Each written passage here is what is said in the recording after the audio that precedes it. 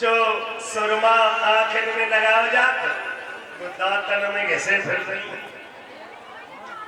आज जो होटल पे लगाई जा वो पानी की एड़ी पे घिसे फिर रही। उल्टे सीधे श्रृंगार करके भैया चली है भगवान के पास में बंसी की धुन सुन करके। चिल्ला चिल्ला के कह रही है बहना कहाँ बजी है। एक कान लगी बहना मैंने सुनी थी कि बाजी वो यमुना के तीरे तीरे।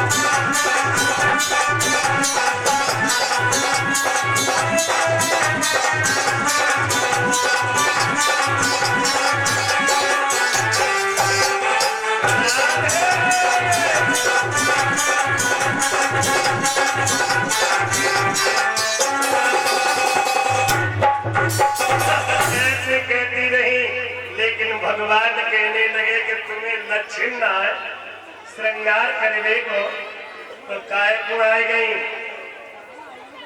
सब गोपियां घबरा गई। कहा कन्हैया पहले तो बुलाते हो फिर कहते हो कि क्यों आ गई है। कहा कि हमने बुलाया नहीं बंसी बजाई तुम आ गई। तो सुनो रात्रि के 12 बजे महारास होगा और महारास में केवल स्त्री तत्व ही आएगा। कौन आएगा? केवल स्त्री। और सुनो रात्रि के 12 बजे महारास होगा। चली गई और सज धज के सब कन्हैया के महाराज के लिए निधि वन में आ रही है। इधर भोले बाबा की धर्म पत्नी पार्वती कैलाश पर सज रही है।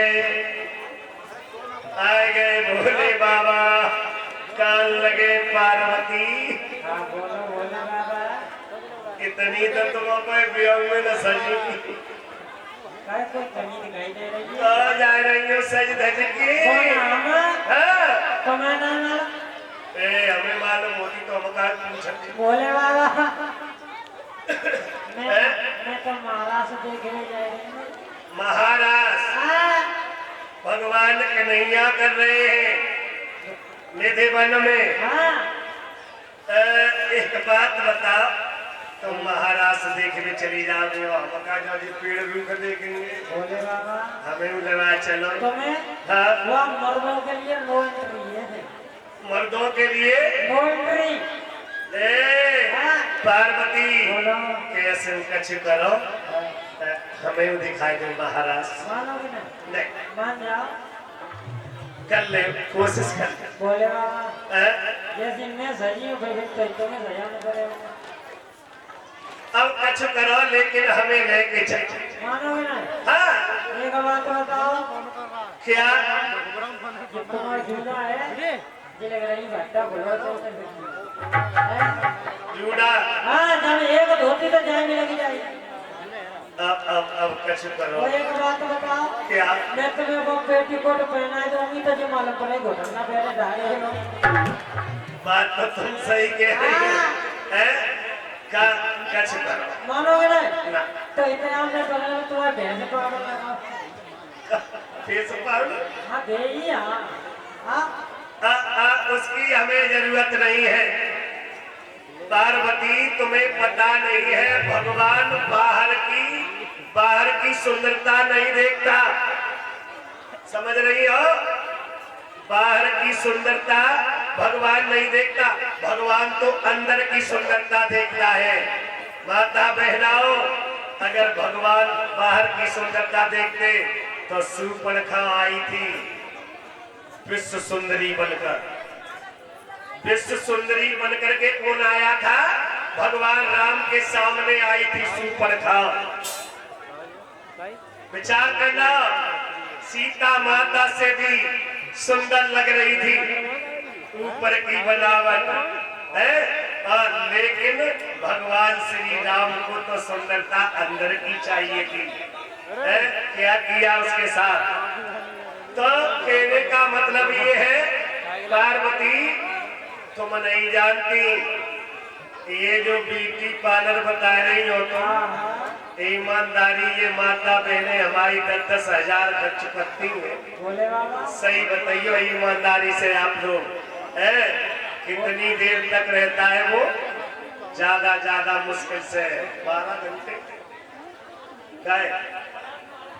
और पाव में वो करने वाली कह देती है कि कछु कपड़ा मन लगाए दियो जाते तो हमारी कोई गारंटी बोले बाबा मानोगे नहीं तो गारंटी है ना और तुम फिर भेसे से काय के सुनवे हुए हम तुम्हें दिक्कत लग रही है ना हम मानेंगे ना हम जाएंगे तो मानोगे नहीं तो इतना आप फेस पाउडर न लगवा रहे तो आप मैं आईब्रो सेट कर दोगे पार्वती दाढ़ी हम रखाने वाले फक्कड़ आदमी है और फक्कड़ आदमी को कोई आईब्रो की जरूरत नहीं है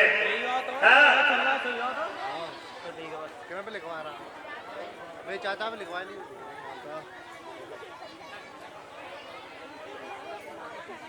और ये अंकुश बेटा का हार आया है गांव हमीरपुर से भगवान हर मनोकामना पिता की पूरी होती रहे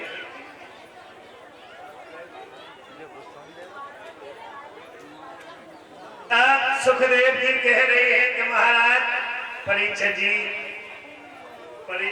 बहुत पीछे बैठे हो जाएंगे कहा चक्कर अच्छा चलो अब विचार करना भगवान महाराज के लिए भोले बाबा को पार्वती तैयार कर रही है और क्या बोली है सुनो महाराज